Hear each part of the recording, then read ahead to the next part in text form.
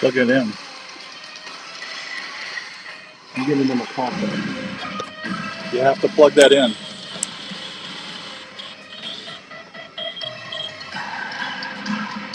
Oh, go ahead.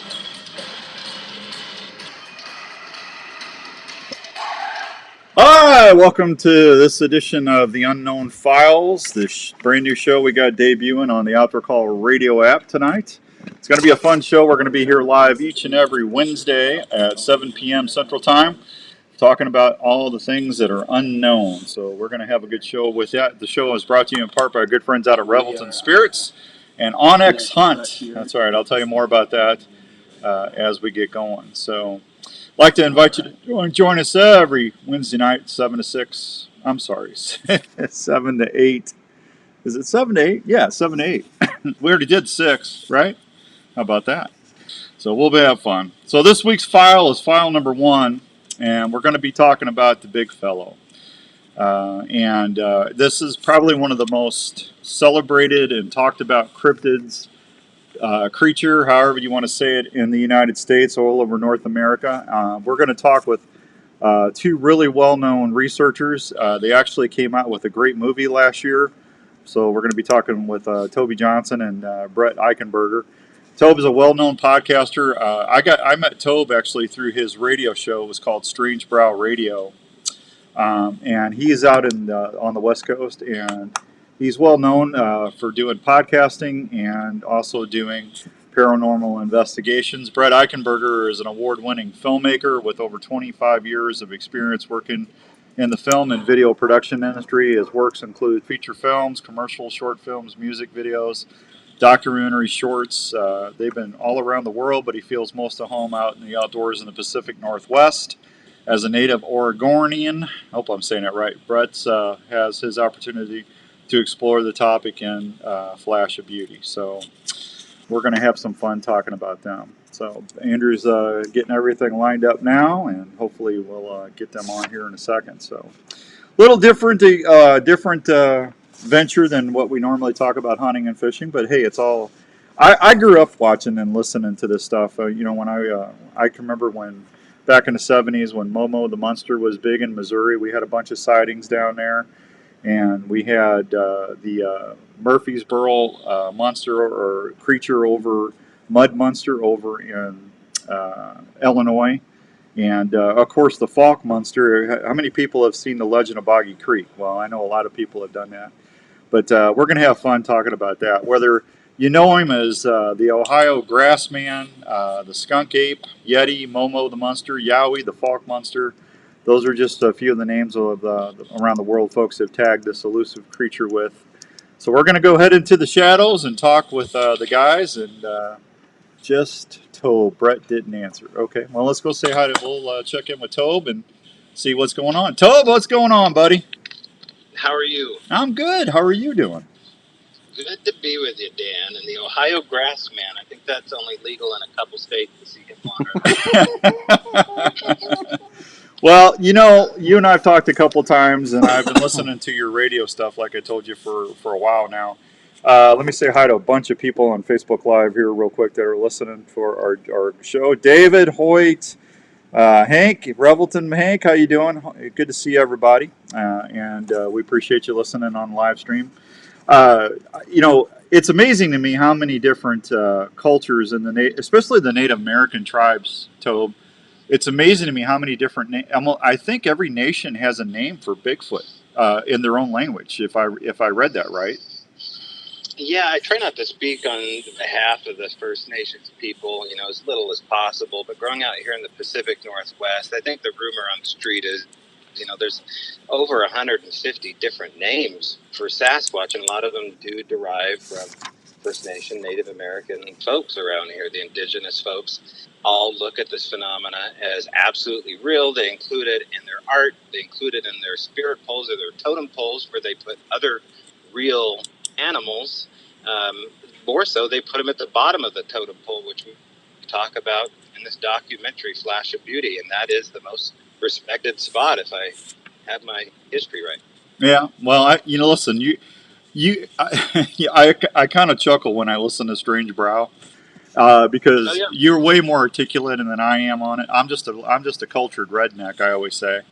But some of the takes that you're taking on some of this stuff, I mean, you're pretty cerebral about it. I kind of just sit back and go, wow, I never even thought about that. That's pretty cool.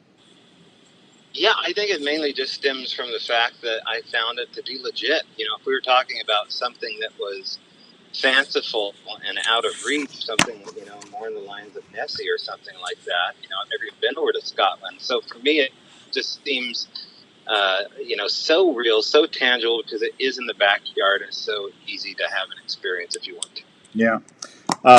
We'll try and get a hold of Brett. Andrew's still trying to get him on. So, well, can I ask you, how did you get into this?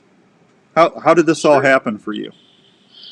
Well, for me, it started in the trees and it ended in the trees. It started actually right outside of Cameron Haynes' stomping grounds, the great famous bow hunter down the street from me in Springfield, Oregon.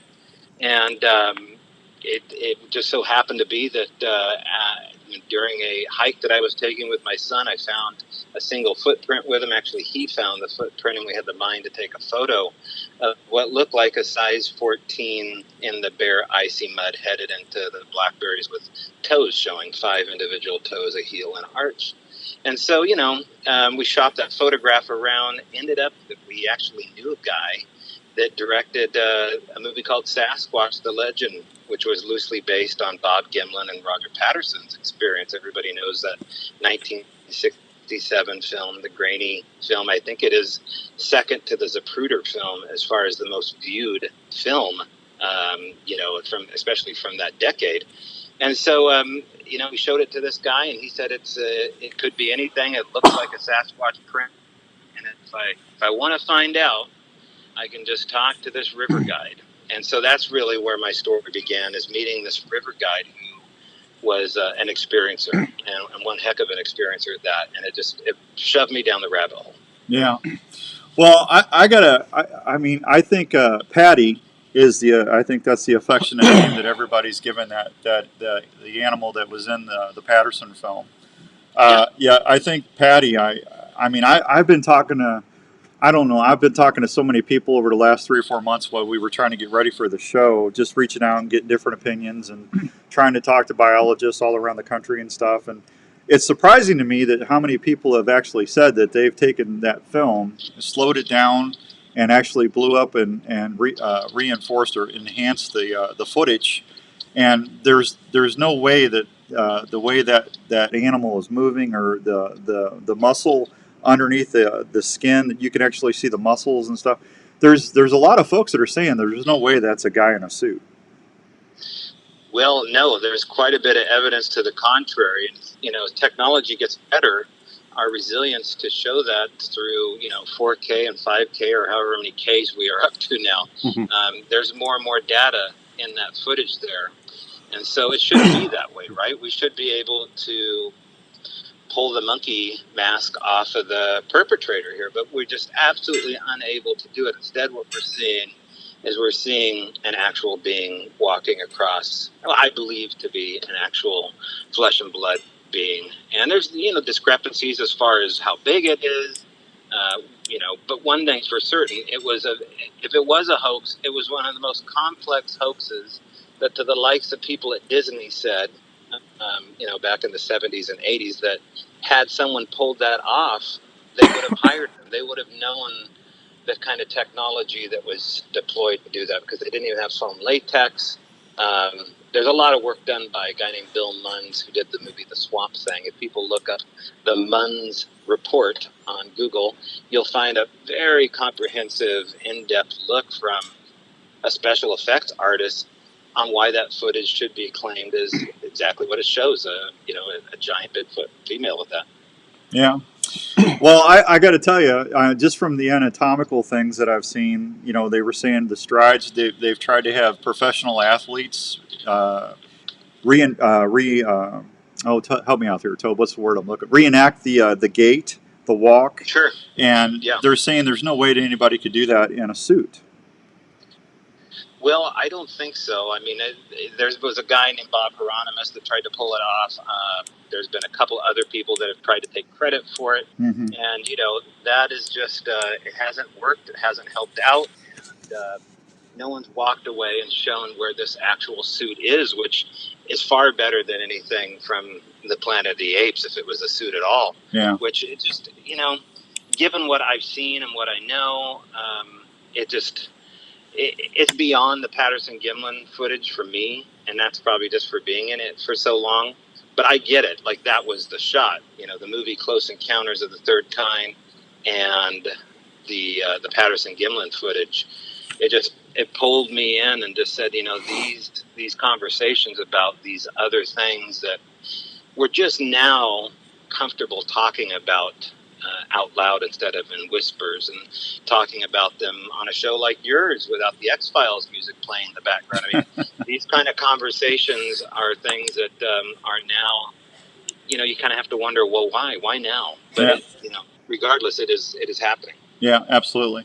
Flash of Beauty came out last year. That was the doc that you and Brett came out with last year. I watched it several times. I enjoyed it. What strikes me about your documentary and some of the people that I listen to on your podcasts that you have as guests as you travel around. I mean, these are normal people. I mean, these are people that would be like your backyard neighbor. I mean, they're some of them. I mean, they're not looking to make money. They're not looking for attention. Some of them are just, they want to. They saw something. They don't know what it was. Some people are 100% certain what they saw. But something I heard in one of the interviews that it was either you or the 411 I was watching or listening to. But I mean, who would want to set themselves up for that much ridicule? Well, you'd be surprised what people do for a headline. I mean, I wandered into these people too.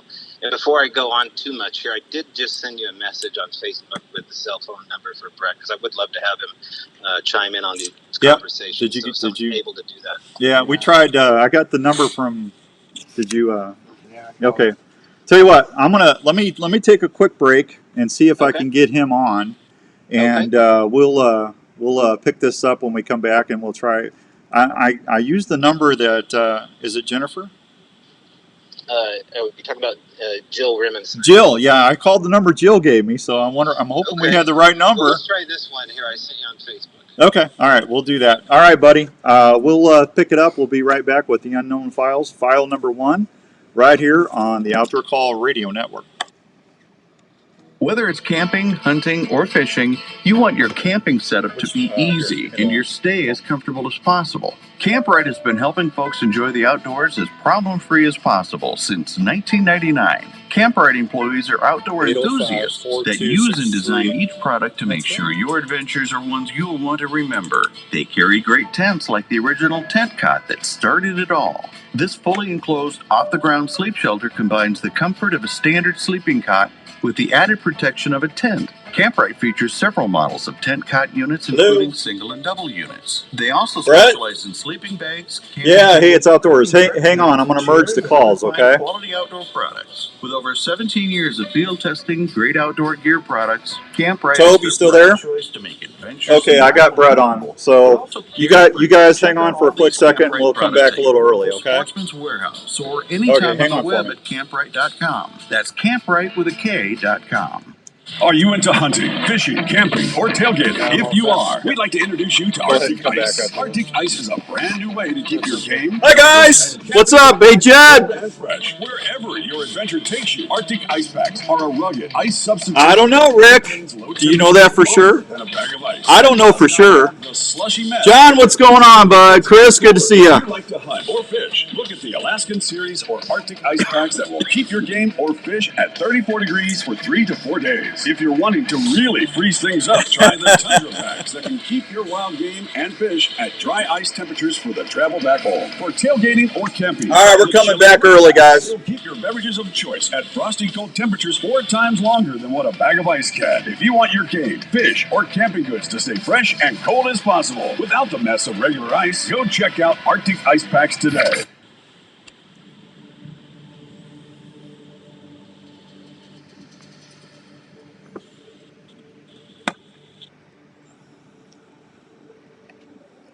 listening to the clues to unlocking the unknown on Unknown Files with Outdoors Dan. All right, welcome back to Unknown Files. This is Outdoors Dan. I've got Mr. Tobe Johnson and Mr. Brett on the line finally. Brett, happy to have you on the air, buddy. Hey, thanks for having me. I appreciate it. That's all right. I already gave him your bio, but Tobe and I were just kind of talking about how he got in this mess, and Brett Eichenberger is joining us as we speak. Now, you guys came out with, we were just getting into Flash of Beauty before Tobe messaged me real quick. So, how did that all come about, you guys? How did Flash of Beauty come? I got to tell you, I watched it several times. It was I thought the documentary was really well done, and you guys had some great stories in there. How did all that come about, and where did you find all those people? Well, first of all, thank you, Dan. Really appreciate it. So it was kind of born out of the pandemic to a certain extent. Jill and I, who is the producer of the Flash of Beauty, being native Oregonians growing up in the Pacific Northwest, we've always had a fascination with Bigfoot. And we had kind of gotten to know some prominent folks in the Bigfoot world, including Todd Neese, Peter Bird, and Ron Moorhead, over the years, just because we were curious. And during the pandemic, we thought, we don't have any work coming in for a production company. Now is the time to do a Bigfoot documentary. And so, we got a hold of Todd, and we asked if we could come down to a gathering that's held on the Oregon coast every year, and we could interview some folks. And we figured we'd go out and we'd shoot some stuff, and then we'd wrap it up in 6 months, right? Well, one thing leads to another, and this story is so big, and it grows bigger all the time, literally and figuratively. And so through this process, really quickly, we ended up meeting Tobe and Daryl, and we wanted to cover that story. And so down the rabbit hole we went. Yeah, Rick. We got Rick Johnson on here. He's saying Bigfoot's fake news. I mean, you guys got to hear that all the time. I told Tobe when I first called him, Brett. I've been a diehard. I've been hunting for 35 years. I've been hunting professionally for 25, doing TV and everything. And I mean, I'm in the woods a lot, and I've never seen anything or hear anything. And I know Rick and some of the other people were talking about if it was real, the satellite telemetry or the cameras would come up. What started to open my mind up a little bit and not become such a diehard skeptic. And I don't think there's anything wrong with being a skeptic. I mean, I think being a skeptic's healthy myself. Yeah. But and Tobe, I think I told you. I mean, there's times where I've been on a big deer and I've seen him once on camera and never seen him again. I mean, things have a way of hiding or disappearing in the woods. I mean, they just do. But it's just talking to some of these biologists with these vocalization tracks and the footprints and the way that they're talking about the anatomical correction of the prints and on like Ron's the Sierra Sounds and some of the other vocalizations that people have collected over the years. It's amazing to me that some of these people are professional linguists, and they say that's a language that cannot be faked. Yeah. You want that one, Brett? Well, I'll touch on it real quick. And I want to go back to the skepticism comment. And I think it's really important to be skeptical. And I also completely understand why somebody would think that Bigfoot is quote unquote fake news. I mean, the whole phenomenon is next to impossible to believe, especially in the modern world that we live in right now. Because we keep asking ourselves, well, how could something this big be so elusive? And I feel like we're starting to catch up with it, with technology. I think it's only a matter of time before the technology gets us what we're really looking for. Now, with that being said, it will be ridiculed. It's going to look so good, people are going to say it's fake. And I believe that there are, Patterson-Gimlin is, in my opinion, authentic. And there's a laundry list of reasons as to why. Scott Nelson, let's go back to Scott Nelson, the linguist. He talks about how it would be impossible to fake those vocalizations. This guy's an expert. Yeah, he was He actually. really knows his stuff. What was that? The gentleman that was the crypto linguist in the service? Yeah, okay, Yeah. yeah. I mean, he is. I mean, that guy knows every kind of language there is. Yeah, and he works for the U.S. military. Yeah. You know, I mean, you don't get better than Scott Nelson. Yeah. And I know Todd can attest to that. So a lot of the evidence out there, I think folks that think that this is quote unquote fake news, I don't blame them, but I would say to them, before you make that assumption, start really looking at the evidence. And you're not going to see a lot of this evidence in the mainstream. You kind of got to go looking for it. Yeah. Well, this is just my humble opinion. I think 99% of the stuff that you see on TV is BS. It's all scripted. You can tell it's. I mean, just doing a TV show myself for 20 years, I can see creative editing, and stuff like that. But saying that, when I talk to biologists and I talk to other people, Andrew, my producer, sitting right here, I actually kind of apologized to some people last year on the radio. I said, I've got to say I'm sorry for some of the people that have emailed me over the years, and I said, that's you're seeing a bear, or, I don't know what they're seeing, but there's over 100,000 something sightings in North America. I mean, somebody's seeing something. Well, I mean, to speak to that a little bit, not included in the documentary is the world's #1 taxidermist out of Canada, Ken Walker. I think he was world champion 2 times. And he is the predominant voice of Sasquatch in his region as it pertains to trappers coming to him, telling him basically slide-eye that they had an experience out in the outback of Ontario or wherever. Hence where you see people like Les Stroud go out to those areas after this comes out into the open. And Les Stroud, of course, is known as Survivor Man, has all these incredible encounters. And his whole world is turned upside down to where this is all this guy does now, is go out and look for Sasquatch. So in this documentary, so much different than other documentaries because it doesn't sensationalize the footage aspect of it. It shows a testament to how people's lives change. And why is that? Because people's lives don't utterly change based upon seeing, even the most grand of moose, the most grand of grizzly bears in the outback. They see something that is so unexplainable to the point where these people have, a sort of PTSD involved with what's happening to them. They can't tell their family. Oftentimes it is so unnerving and unsettling that it changes how they work, if they work at all, their religion. And so hoaxes don't do that. There's something else going on here. And, this documentary, it's just an effortless piece on, Brett's part and the cinematographer, Michael Ferry, and Jill Rimstein, the producer, to show people that this is something that you can have happen yourself. I mean, there are ingredients in this documentary for you to cook up and bake up and make your own Bigfoot experience happen. But you got to be open to it. Yeah. Yeah. Well, like I said, I'm definitely not I'm more open-minded than I was last year. And Tobe, I told you I grew up with this, reading about all this stuff. I mean, Albert Alsman, I read about him when I was 12, 13 years old. That's a great story. I mean, I've always loved the lore and the legends, and I've always enjoyed that. That's why I was excited to do this. Flash of Beauty, I thought you guys did a great job. Where can people see the original film? The movie is on Amazon.com right now. You can purchase a Blu-ray, a DVD. You can rent it. You can watch it in 4K. I think it might be one of the only Bigfoot documentaries out in 4K. And you can watch it on Tubi.com.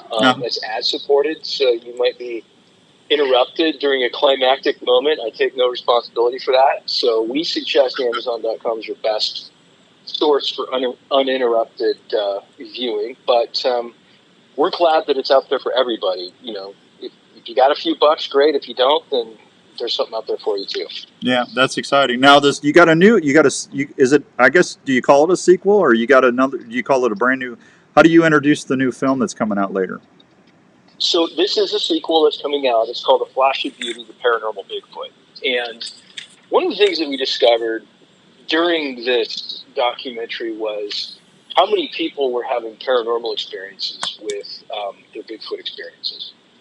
So you know, we were we were going to try and jam this all into you know, an hour and a half, 2 hour documentary. We just couldn't do it. Right. And the important thing for us too is that there's a lot of data here. You know, there's a lot of data in that, you know, people are having these experiences we can't ignore, and we're not going to ignore it. And there's definitely a division in the Bigfoot world between the apers and the woo, being the woo being the folks that believe in this paranormal stuff. And we want to put it all out there for everybody to look at, to, you know, kind of make their own judgment on. And we're going to provide some, you know, what we think are some new insights as to what it could be, how science might be able to explain some of the things that are happening. And we're going to kind of keep on going down that rabbit hole. Yeah.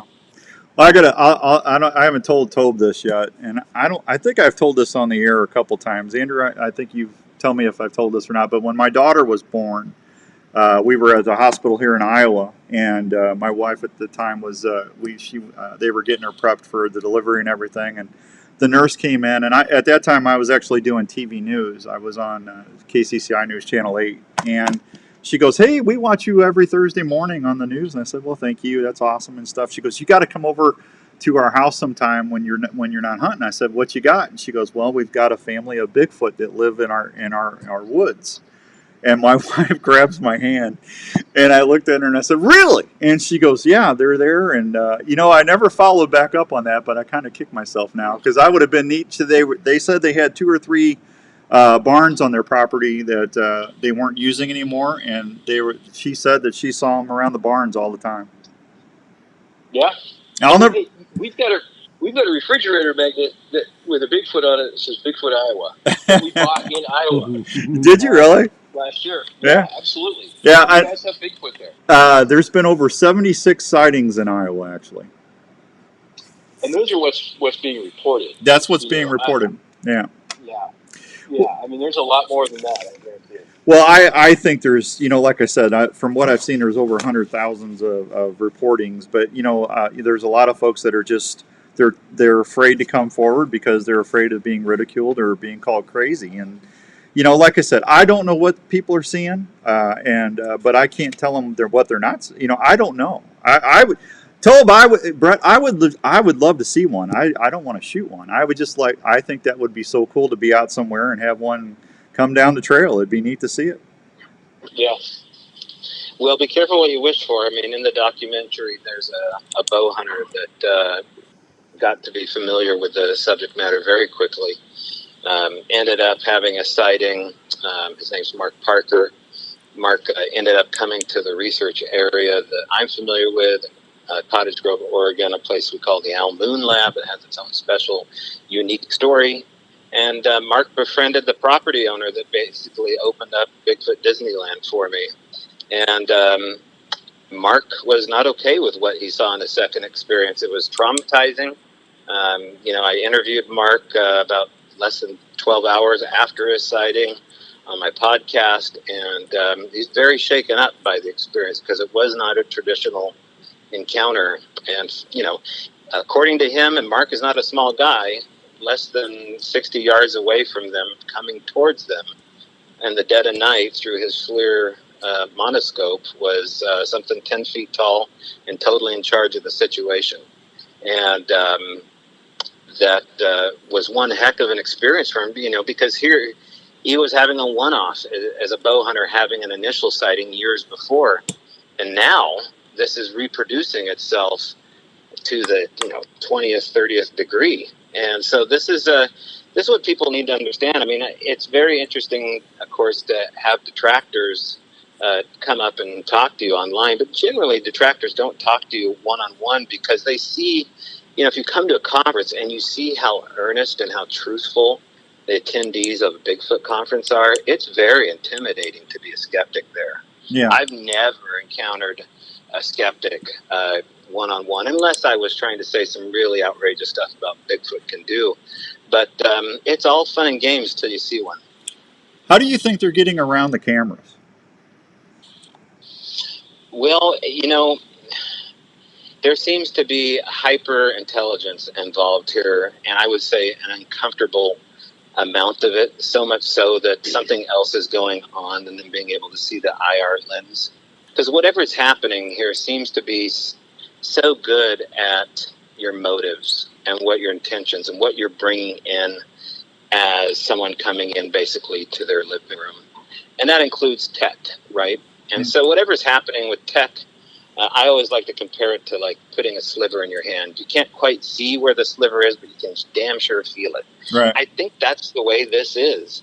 I don't think it just comes down to polymer plastics and IR lenses. Something else is happening here based upon so many eyewitnesses that say, no, this was more than that. They took my game camera off the buckles and then they put pitch on the lens, or they stuck a skull or a bone underneath the IR camera, or they deactivated it and then it worked fine when I got home. Now we're getting into the stranger part 2 of the story here, but there's something else going on here. Well, I also think. I'm sorry, Brett. Go ahead. Go No, ahead. go ahead, Brett. Just to add to it too, if we go back, and we've got to root a lot of this in science, and if we go back to science, we think about the animal kingdom and what animals are truly capable of versus humans. These things obviously have a heightened sense of eyesight and hearing, and it's important to remember that human beings can only see 1% of the light spectrum. 1%. We're basically blind to the other 99% of light out there. One of the things that you can do at home to test this out is to point your remote control at your iPhone camera, and you will see it blinking. Right. Well, that's not something we can physically see with our naked eyes. Now, I think that it's exactly what Tobe said is exactly right. They're picking up on the electronic magnetic frequency of the device that's out there. They're picking up on whatever other kind of light that these cameras might be emulating. These game cams have IR light, which is blasting an area with, as soon as that motion is triggered, it's blasting with light that human eyes can't see. Right. Well, so I think that is a major component of it. Well, what I was going to say, there are a lot of animals that can pick up EMF. Matter of fact, birds, and deer. Deer can see electric magnetic fields. There's a very popular garment that a lot of hunters wear across the country, and that's called HECS. HECS, I believe. And what that does is you wear that to block your EMF. So I've actually had deer stop. I wasn't wearing a hex suit, and I've actually had bucks coming in, and I did not move. The wind was totally in my face, and they just stopped for no reason and kept looking down towards my way, and then turned around and went back the other way. And turkeys can see in that EMF, or they can sense that. When I started wearing hex, I haven't had an encounter like that. And I've talked to tons of people that swear by hex suits. I know a lot of friends of mine that are divers that wear hex wetsuits. So sharks can pick up EMF fields through their nose. They got that ample of Lorenzini, those little nodules in their nose and stuff that help them pick up EMF fields for fish or rays and stuff that what they prey upon. And they wear those hex suits so they can the sharks won't detect the diver's EMF. So I think what you guys are saying, there's some truth to it. Oh yeah, absolutely. Yeah. So it's this like I always say, when we're doing the show, I want everybody. It's all right to ask questions. Chris says big bucks can pinpoint a camera. Chris, you're exactly right. I've seen big bucks do the same thing. So. Tobe or Brett, let me ask you a question now. A lot of the folks in the flesh and blood area, and tell me if you're going to cover this in the doc. I'm sure. I know you talked about, or you had people talk about Gigantopithecus. I cannot talk tonight. Gigantopithecus. That's an ancestral primate that was huge, and there's a lot of folks are saying that the Bigfoot or something is a descendant of that. But what about in the Bible? There's actually stories of giants and stuff. I think they're called Nephilims. Am I saying that right, Tobe? Yeah, you are. And the thing is, with the Gigantopithecus thing here, the good point, behind that, the sticking point is if the foot doesn't fit, then you have to acquit. The thing is that Gigantopithecus had a divergent big toe like most primates. That's really not what we're talking about here. We're talking about a trackway of size 17s, 2 inches down in the hard terra firma. Okay, we're talking about something that leaves behind dermal ridges and is anything but just something very simple to hoax. So without that divergent big toe, we really can't look to Gigantopithecus just based upon the jawbone that they reconstructed this prehistoric creature off of. Oftentimes they just find a supplemental bone and create an entire species out of it, just so people know. But to get to the Nephilim, yeah, I mean, we live in interesting times here, and so let's jump into it. I mean, if we're talking about the giants of old, the men of renown, there are incredible stories that talk about giants. In fact, that's one of the waves hitting across YouTube right now, are people seeing these 15-foot or 10-foot tall men, maybe even taller, standing on top of mountaintops, snowy peaks and things like that. And they have some pretty incredible footage. And people have been describing these giants for years. The Smithsonian kind of lays in wait to discover these bones after the people have found them and take them away down to their basement. And that's where a lot of these supposed bones have ended up, in the Smithsonian basement, kind of like a scene out of Raiders of the Lost Ark or something.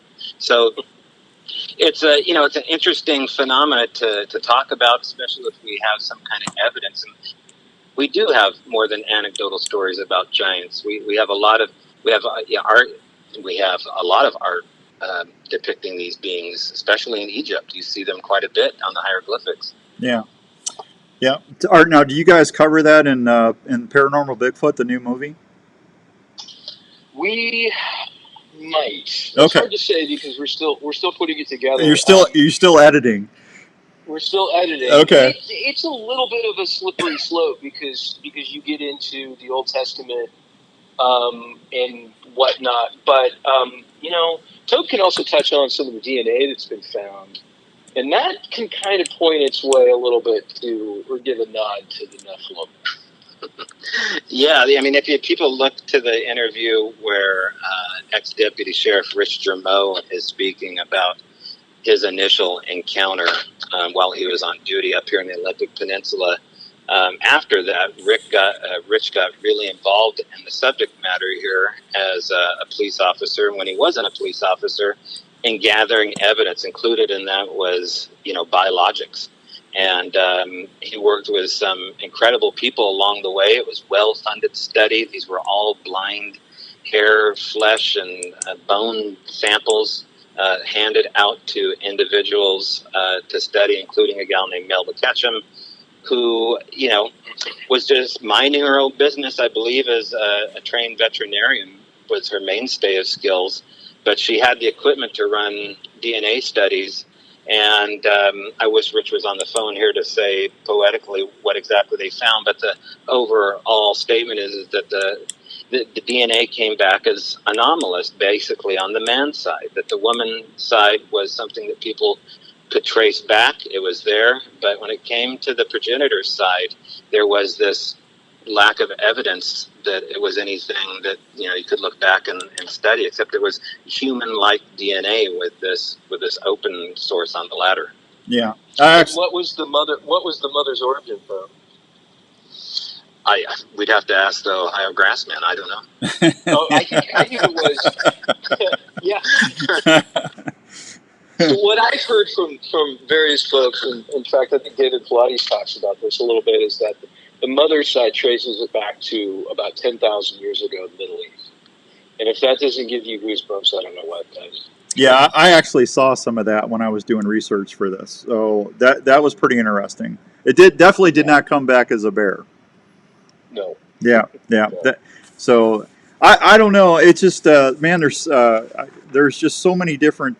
When you say paranormal Bigfoot, are you guys going to get into the spirit side of the story? Yeah, I think so. I mean, we're definitely going to get into some very, very odd stuff. And I'll kind of tease with that. I don't want to get. Well, that's okay. I'm just asking. I'm Yeah. just asking. we're definitely gonna get into some weird stuff. I mean, many people that have had Bigfoot experiences and sightings have seen orbs either before, after, or during, and that's one of the things that we're going to cover. We've interviewed a scientist who has his own theories that kind of tie back into the quantum mechanics realm and into the atomic realm, if you will. One of which is similar to a major announcement made by a nuclear physicist earlier or later at the end of 2022 about possible cold fusion. And all of this stuff kind of relates. It all kind of goes hand in hand, and we're starting to be able to connect some dots. And what's cool is we're kind of connecting some dots between Bigfoot, UFOs, all kinds of stuff. There's all kinds of stuff that's kind of like, whoa, this is a hidden science that we haven't really discovered yet. Well, I don't. I got a lot of hunters that are listening and watching right now, and I'm a bow hunter. Right, that's my preferred method of hunting. And to me, it's a spiritual thing with me. I just love having that bow in my hand. But I mean, there was nobody knew Ishi. You guys know of Ishi, right? The story of Ishi out your way. He was the last surviving member of his tribe, and they found him back in I think the 40s or 50s. He was in the Pacific Northwest. And I mean, he lived there for years, and nobody knew he was even there. Oh, that doesn't ring a bell. Never heard that either. You guys need to look that up.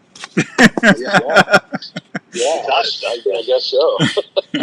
So, I don't know. I love what you're doing. Like I said, I watched the first one several times. The gentleman that was the Mormon that went out to Alaska to see his daughter. I thought that was a very elegant story, and the two gentlemen by the lake. I mean, you could tell they saw something. They were still kind of shook up a little bit. But I think you guys did an amazing job on the first doc. I can't wait to see the next one.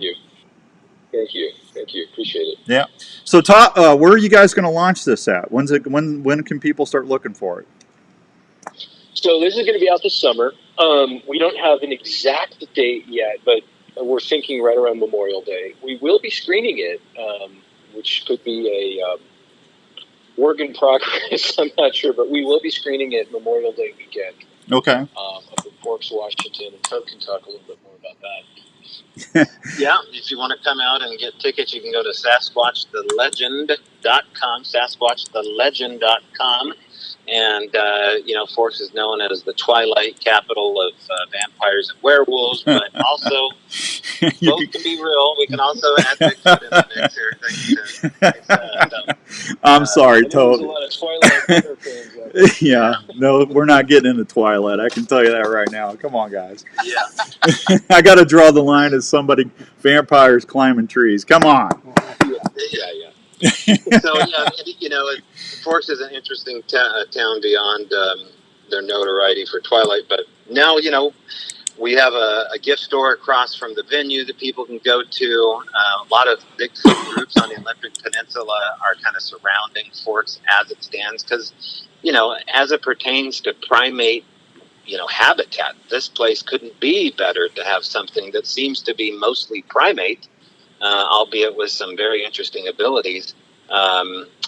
To exist. And so, you have all the Bigfooters there. We're going to have Doug Hychek in tow for this premiere. Doug Hychek is a creator of Monster Quest, #1 show on cable for years to come. And then, of course, we have Cliff Barrickman from Finding Bigfoot. We're going to have Jill, Brett, and Mike there, myself. And it's going to just be packed with people that generally haven't spoken about Bigfoot beyond that. People that have a story to tell, including Mark Marcel, who is a land surveyor that actually found the remains of Ape Canyon. Went down the side of an embankment off of the side of what's the hill there, Brett? I'm thinking of that exploded. Mount St. Helens? Yeah, off the side of Mount St. Helens, and found the remains to the infamous Fred Beck cabin. So, there's some real interesting history here beyond the Bigfoot story. It's just layers of history that are involved. And so if you're not necessarily a Bigfoot believer, we still encourage you to come out because we're welcoming of anybody that wants to just hear our crazy stories, and we're a lot of fun. Yeah, you know, you don't Yeah. have to say crazy. Yeah, why do I know that name, Fred Beck? Was that a miner or something back in the 1800s that had an encounter? Right. So Ape Canyon and Ape Cave off the tip or off the saddle of Mount St. Helens was reportedly attacked by a That, clan or yeah, a okay. Sasquatch on their cabin, and the cabin disappeared because I believe a snow melt pushing it off the edge of the cliff. So Mark Marcel's going to be there and talk about what they found. Yeah, I remember reading about that back in the 70s, actually. Oh, So cool. I remember the name. That's astonishing. I remember the name. So Yeah. I was impressed. I Yeah. pulled Albert Otson, or I hope I'm saying that right. That's the gentleman that said he got kidnapped. Yeah, Mhm. right off of Vancouver Island. Yeah. Hey, are you now? Yeah, and there's a great sorry, real quick. There's a great In Search of episode going back to the mid '70s. It's on YouTube where they interview Peter Byrne and they talk all about the Ape Canyon incident. I would highly recommend checking that out. It's a lot of fun. Yeah. Whatever are you guys going to cover as far as the amount of sightings and stuff? I mean, Oregon. What is it? Washington State's got like 676 reporting sites. Now I'm just going off what I found on the internet. California was like 445. Ohio's got 302. I mean, are you guys going to cover the amount of Oregon? I think is 254. I'm sure there's way more than that, right, Tobe? If I were to say something, Dan, outrageous, it would be this. These things, and I'm going to steal this line from Rich Germeau, these things are not rare. But I'll go beyond that. I think people see these more often than they see bald eagles. I think they see Sasquatch more often than they see cougars. These things like to show themselves. They come up to houses, for crying out loud. Yeah. Now, you may be uncomfortable with what happened. You may be able to, put it in a nice little box and say it was a bear. But how often are you going to say that if they're coming to your house and leaving stuff on your porch and stuff like that? So this is the complication of the matter, is that if it's not rare, then how can we not have this classified as a type of people? I just got a buddy of mine that messaged me and says, Dan, I got a story I can tell you that'll blow your mind here in Iowa. And I know this guy. He's a serious guy. So, I can't wait to connect with that. All right, I had a couple people, because I've been promoting this. This is our first show ever. This is a brand new show we're debuting tonight. Wow. So, and I appreciate both of you being on. I couldn't think of two better first guests to ever have. So thanks, guys. I appreciate it. Thank you. Yeah. I feel kind of really cool. Really special to be on the first episode. Hey, you got to do me a favor. You got to do me a favor, Brett. You got to keep Tobe motivated, because I don't want him stopping that radio podcast. I listen to that almost every night when I can't sleep, and I can't. I just I turn it on and listen to like one or two episodes. He's a great communicator. I really enjoy his shows. Oh, absolutely. Oh man, you haven't heard my Neil Diamond karaoke. Hey, Tobe, you don't trust me. I do deer grunt karaoke on the regular show all the time. So trust me, whatever you're doing is way better than what I do. So I get people to call and just say, "Please stop." You know.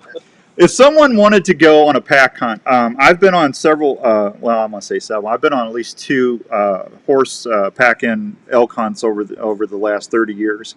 And it was really one of the coolest experiences I ever had. Both of them were in Colorado, Montrose area, and I told my friends on the radio TV show the other TV show that I do, I said, when I get time, I would love to be able to come out to the Pacific Northwest and go on a pack-in for 2 weeks and just get out there where, literally you can go out there and be where nobody's ever stepped before. It's that vast. How would you do that? How would I do it? Well, can you book that? Can you find somebody to do that kind of stuff? Sure, yeah. Like the Olympic Project here is going to take you on a specific trek. They're going to go out into prime real estate near Forks, actually, and you're going to hunker down and look at this as being an undiscovered primate, and you're going to have probably interesting things happen at a distance. I would take a different approach and say, don't go anywhere. Get on the edge of the woods at a place that has some interesting geological qualities to it, where you kind of know that they already are, and just sit back and wait and listen and have a good time. Maybe crack a cold one open and keep an open mind, because I think that's probably how you're going to have the better contact. I think if you go bushwhacking into their territory, it's perceived as more of a threat, unless you're coming back like Ron did for years and years. These things will come, I shouldn't call them things, these beings or people, which I believe they are, as crazy as that sounds, like to come to habitual areas over and over again. If you can get in good with a habituator or an extended experiencer or a Sasquatch contactee, you can have an amazing, prolonged experience. So start out small, go to places on the map that have Bigfooty type names attached to them, or strange names like Spirit or Devil. Find one of those on the map and go camping there, see if something happens, and then kind of spread your wings and fly. Yeah. Well, I bought a FLIR unit, so I've got a couple of folks I've talked to, and they're gonna supposedly this spring they're gonna, after I get done filming turkey hunts, they want me to go out. They say they've got some habitual sighting areas, and I went ahead and invested in a FLIR because if something's out there, I want to see if I can pick it up. Yeah, and you will eventually. You know, I mean, we've got some FLIR video that was taken not too far away from you in Missouri, by Randy Harrington, and he's had all kinds of different encounters. You know, so it's having the right equipment at the right time. You know, and you might just get lucky. Okay, well, trust me, we're gonna have call in. Hey, Tobin, thanks for getting on the message board, man. I appreciate you putting all that info out there. Hey, man, I'm trying. No, I see. I'm watching you real time do it. I think that's awesome. Yeah, beyond that, Dan, get yourself a recorder like a Tascam DR05 for $99. Yeah, I got. It's way less intrusive, and if you can find a spot where nobody's headed, leave that out in some prime Bigfoot habitat and see what happens. Yeah. It seems that audio equipment is the way to get. They don't seem to mind it as much. Let's put it that way. Yeah, Sam says this makes him scared to go walk out to a stand in the dark of the mornings. Oh, there's some good turkey stand stories for sure. Yeah, it'll be okay, Sam. I like I said, I would just like to see one. I mean, it would just I had one of the biggest deer in my life. 5-6 years ago. I don't know if you guys hunt at all, but this was a 200-inch deer. This was a massive deer. And I was so shook up. I was recording, and I had my own TV show for 20 years, so I should have known what I was doing, right? I was up 20 feet up in a tree, and that buck came out following a doe, and I was following it with the camera because I was self-filming. And I went back to look at the footage, and I was shaken up so bad I didn't hit the record button. Yeah, so things happen. I mean, I can understand, you know, if something goes on. So, well, listen, guys. Tobe, if someone wants to find out more of what you're doing, what's the best way for them to follow you or hook up? Well, they can go on to the Owl Moon Lab, like the bird, the Owl Moon Lab. Check out my website, see what you think of that. Go check out this documentary, Flash of Beauty, and the premiere coming in Forks on Memorial Day weekend. How about you, Brett? Yeah, you know, one of the best ways to check us out is find us on Facebook. Type in a Flash of Beauty Bigfoot.com. I'm sorry, a Flash of Beauty Bigfoot Revealed at Facebook.com. And we love to interact with folks. So, you know, stop off and leave a story or send us a private message, what have you. We love to hear stories. Yeah, I think we all like to hear them. That's for sure. There's nothing better than sitting around a campfire or just having a cold beer like Tobe does. Tobe, are you an IPA guy or a Pilsner? You're more of an IPA guy, aren't you? No, I am a Coors Banquet fella. Oh, you are. Yeah, I'm gas station beer all the way. The banquet guy, the banquet of beers. Yeah, there you go. Well, gentlemen, listen, I want to thank you for spending part of a Wednesday night with me. I appreciate you all. Please, I'd love to have you back sometime this summer. If there's anything that I can share with the listeners, please don't hesitate to reach out. It'd be my honor to do it for you. Absolutely, Dan. Thank you very much. Thank you, Dan. Thank you, guys. God bless you. There they go. Go check out A Flash of Beauty. I'm telling you, they're super nice guys. I've visited with Tobe for a little bit now, and it's neat to see that. So here's what I'm going to do. I'm going to do a special deal for somebody that's on the app. So I'm going to say goodbye here in a minute, and so if you're on the app, don't go anywhere. Well, the reason I'm doing that is we're trying to get more people to listen on the app and keep that audience listenership up. Sam, I want to thank you, Russ and Rick Johnson. Thank you so much. I appreciate you listening. And Rick wasn't buying any of it, but that's all right, man. That's all right. It's all right to be a skeptic because, like I said, I don't know what's out there. I haven't seen one. I haven't heard one. And I just one of the things about doing this show is I'm gonna be asking questions, and we're gonna see if we can find out some information and unlock some files. And you never know what can happen. So, but I just want to thank Chris and David and Hoyt and Robin and Jed. Thank you, Jed. I appreciate you. Let me see who else is on here. I don't want to forget anybody. Deb, thank you, Deb. Daniel, I appreciate you, Daniel. Josh, good to see you. Chris Hall, always good to see you. Larry, my buddy, how you doing, pal? Thank you. Russell, very interesting. Thank you. We had a really Chris, you were on a lot of this stuff. Stewie, good to see you. If you're still listening, appreciate you, buddy. You know that. Ken, the Mauler McGill, my buddy up in Alberta. Ken had some Bigfoot stories. Jesse, I will get a hold of you. Russell, I really appreciate that. Russell, thank you very much. We're going to be doing this every week, so we'll have some fun. And Sam, I appreciate you. Thank you. Great listening with Really Don't Know Anything That's Out There in the Woods. We really don't know anything that's out there. Chris, I think that's a fair statement. I mean, hey, I know there's mountain lions and bears, and you don't always see them, right? You just never know. I just, like I said, everybody, it's okay to question things. I just say, as long as we're doing the show, if someone wants to ask a question or they want me to, I'll be more than happy to ask the guests. The only thing I ask is just be nice. Just be nice, because we all need to be respectful towards one another. So, all right, I am going to say goodbye on Facebook Live. I will talk with you all soon, Saturday morning. And if you got the app, I would flip over to the app, okay? And we'll talk real soon. Other than that, God bless you, and you be good to one another out there, okay? I'll talk to you. Thank you, everybody.